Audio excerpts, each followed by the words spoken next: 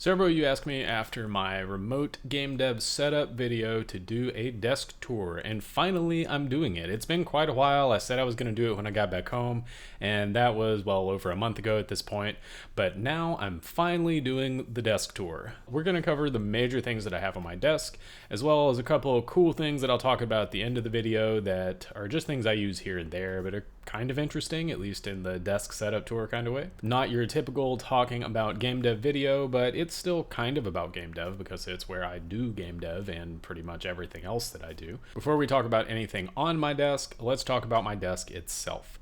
I have the Uplift standing desk. I don't remember any kind of model number or anything like that because I got this probably over 6 years ago at this point. It's your pretty standard kind of office standing desk. It's got 4 settings. It goes up and down. I really found that having a desk that I can move up and down has been really handy because I don't have to sit all the time, and sitting is relatively terrible for you. So I can stand up, do some work, sit down, do some work. It also helps with just like generally moving it up and down to clean it and that kind of stuff because that's super handy. So if you can get one of those, I do recommend you get a standing desk. They're more or less all the same. So it's, have your pick and get whichever one works for you. One reason I did choose to do this video now is so I can play with my new toy right over here.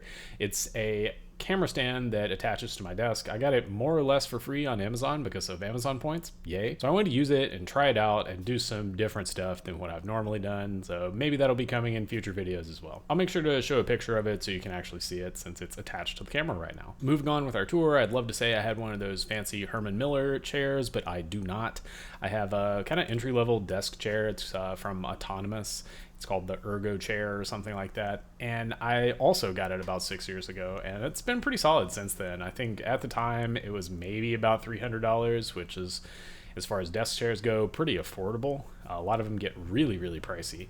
And it's more or less been a solid desk chair. I haven't really had any issues with it. If you're gonna spring for anything at your desk chair is the way to go. You're going to be in it a lot and save your back a lot of pain if you go with a good desk chair, so please don't sit in a dining chair. Those are terrible for you. Moving on with our tour, I've mentioned it maybe once or twice in other videos, but I like having the ultra-wide monitors. I use the Acer Predator monitor.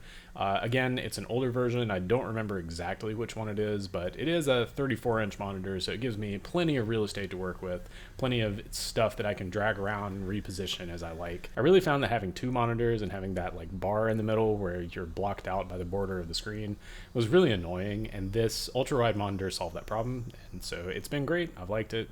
I've had it ever since, and I don't really intend on swapping anytime soon until this thing dies. You probably noticed in that panned out shot of my desk that I have a lot of crap on it, and I do have a lot of audio equipment, and I didn't just get that for making YouTube videos. I used to do some like amateur music production and music recording stuff, and so some of that stuff on my desk is like leftover recording equipment from when I did that. But since I use it to make these videos, I'm going to talk about it. The first thing you probably noticed were those 2 big speakers on both sides of my desk. I don't use those very often, but they are handy sometimes for doing like audio mixing or something like that. They're the Rocket 5 studio monitors, so they're not really the best speakers for everyday listening, but they're pretty good for having like level audio response for doing audio mastering or anything like that where you really need to listen critically to what you're doing. One thing to keep in mind when I was playing around with music production back in the day was like, cool, I've got these fancy speakers and I can do audio mastering on them, but almost everyone that listens to the stuff that I'm going to make listens on their phone, and phone speakers are terrible. And so that's pretty much the same with games. A lot of people that play will listen with their headphones or they'll listen with speakers on their monitor, and both of those, as far as speakers goes, are relatively bad most of the time. Headphones can be pretty good, but the speakers that are on your monitor are usually not very good. So if you're getting in there and you're doing some audio mixing with your game, you might want to get in there and just master it with the speakers on your desktop instead of doing anything else and getting these fancy ones like I have. A couple things you've probably seen other people have on their desk before, especially if they do audio stuff. I have the Scarlett 2x2 audio interface. It's a really, really solid audio interface. I think I have the 3rd gen one, and it's really been great. I got it as a bundle. It came with a couple other things. I don't remember what. I've had it for several years, but they probably sell the same bundle out on Amazon. I'll make sure to link these things down in the description too, or at least link close enough to a lot of the things, because you probably can't find exactly the things anymore.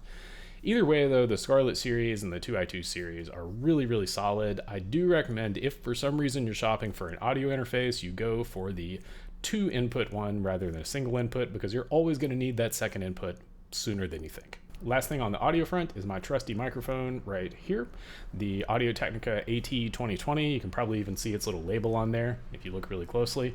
This is more or less the best entry-level studio microphone you could use. I used to use it for, again, like I said, recording music. It turns out that microphone is also really handy for recording voiceover for YouTube videos and stuff like that, so that's why I use it.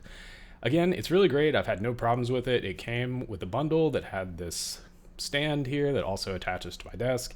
I bought this pop filter for like $10 because it really helps reduce the pop. While I'm not going to talk about all of the stuff under the desk, I am going to mention my desktop PC. This is the desktop PC I do all of my game development on. I do pretty much everything on it.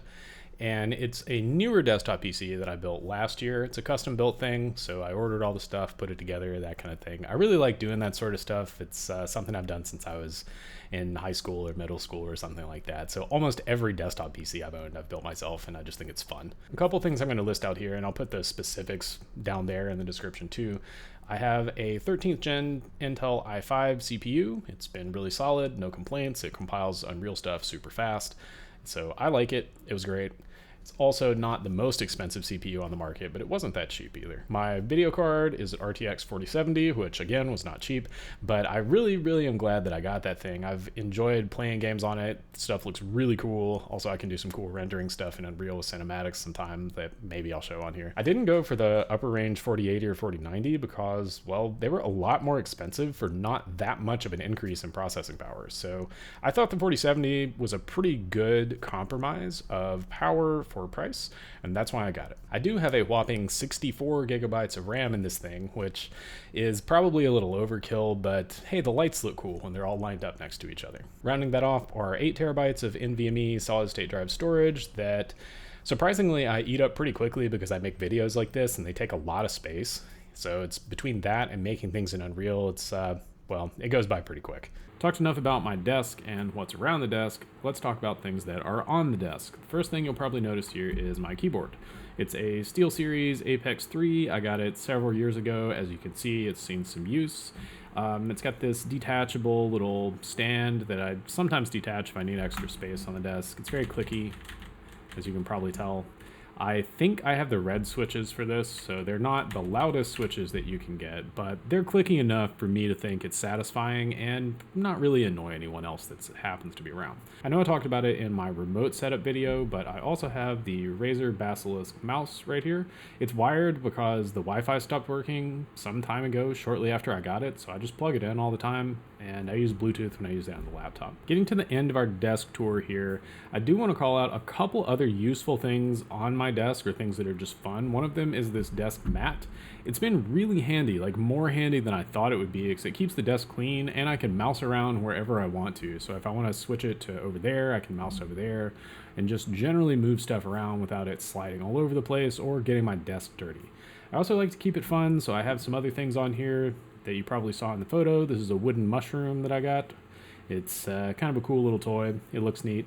I have some other things up here you probably saw. This is my desk rat, so I like to keep it fun, and this is a nice friend for me to talk to when I'm debugging code or generally angry at my code for not working, and pretty much always solve the problem that way.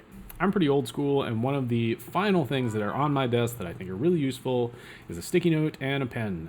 I like these kind of pens for writing and drawing and that kind of stuff, the Micron Sakura pens. Everyone has their own opinion on pens, and sticky notes are the cheapest ones I can find, and usually in bulk because I use them a lot. And that concludes our desk tour. Hopefully that's been interesting for you all, especially those of you that asked me to do a desk setup video after doing my remote setup video. I'll be back next video and actually talking about game dev this time, so if that's more your jam, look forward to it then. For now though, I'll see you next time.